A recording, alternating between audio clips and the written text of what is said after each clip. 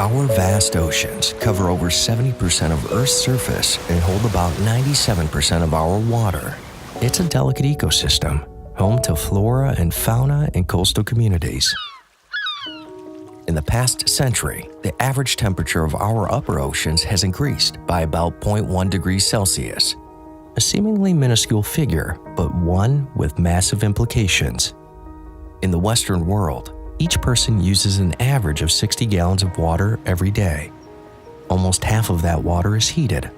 When we shower, wash dishes, or do the laundry, that heat is discarded down the drain and ultimately into the oceans, which can cause temperatures to rise over time. In the world, every year, a total of 938 trillion liters of sewage, heated at 16 degrees Celsius, is discarded into our waters. In the United States, 350 billion kilowatt hours worth of hot water is discarded annually.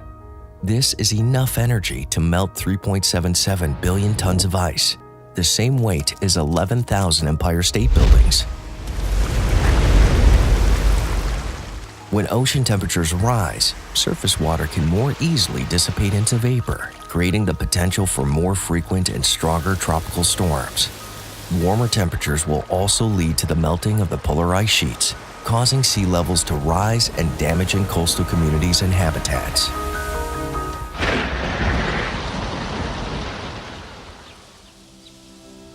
There's a tidal wave right now of trying to live more sustainable lives by recapturing heat from wastewater. Innovative, creative people are putting together how we can become sustainable cities, reducing greenhouse gas emissions, changing the kind of energy we're used to using in the last century. All around the world, cities and countries are developing ways to reduce their thermal energy footprint and harness the power of wastewater. In Vancouver, Canada, each day, about 100 million gallons of wastewater flows through the facility at the Southeast Falls Creek Neighborhood Energy Utility. The plant uses thermal energy captured from wastewater to provide heat and hot water to the community. When we first started it up in 2010, we served about 1.5 million square feet of buildings. Currently, it's 2018 now, we have 5.2 million square feet of buildings connected to it. And in the long run, over the next decade or so, that floor area served by the system is going to grow to more than 20 million square feet.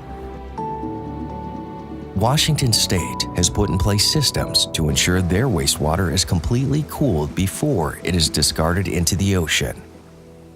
The country of Scotland has enacted a 25-year water resource plan to ensure a reliable supply of drinking water, to protect public health, and to use their resources sustainably and with the future in mind. Heat accounts for over half of Scotland's total energy use and is responsible for nearly half of its greenhouse gas emissions. Therefore, by harnessing the natural resources of Scottish Water's vast sewer network to produce renewable heat, we help to protect our environment, support economic growth, and provide affordable and sustainable source of warmth for both commercial and household customers. In Washington, D.C., the District of Columbia Water and Sewer Authority has built a LEED Platinum certified headquarters, heated and cooled by a wastewater recovery system.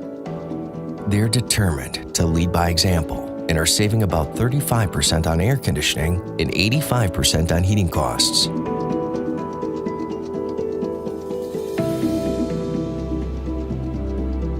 DC Water wanted their new headquarters to be their most sustainable construction project ever and to provide a visible connection to the community. We're excited that the headquarters will be the first in the U.S. to heat and cool an office building using wastewater energy exchange. And for the last half of the century, 80% of the city of Stockholm has been heated by thermal energy through wastewater recovery systems. Globally, we lose enormous amount of heat into the sewer lines. But there is an opportunity. Technology is there to recover it. Like in my hometown, Stockholm, where we recover all of the heat back to the district heating system. Through this technology, we can save a third of the world's energy. protect our oceans from exposure to thermal energy, lower greenhouse gas emissions, and provide consumers with clean thermal energy and savings.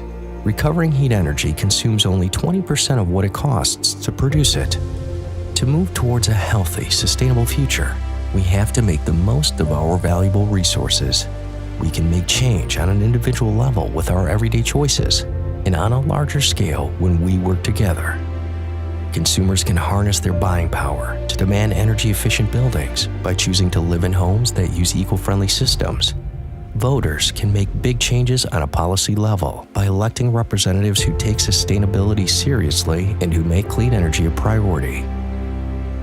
And most importantly, cities must make steps towards enacting green, efficient energy systems.